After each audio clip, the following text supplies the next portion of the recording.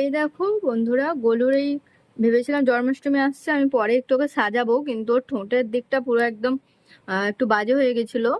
ওই জন্য আমি পুরো তুলে দিলাম এখন। এবার ঠোঁটটা ভালো করে একটু এঁকে দিই, কারণ কালকে একটু ও মামা বাড়ি ঘুরতে যাবে।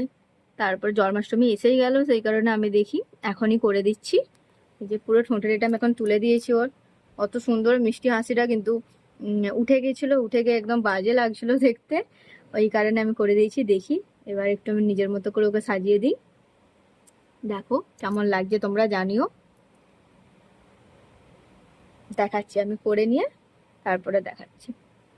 দেখো বন্ধুরা, পুরো ওকে সাজিয়ে দিয়েছি। কেমন হয়েছে তোমরা বলবে, কমেন্ট করে জানাবে ওকে কেমন লাগছে, আর ঠোঁটটা কেমন লাগছে।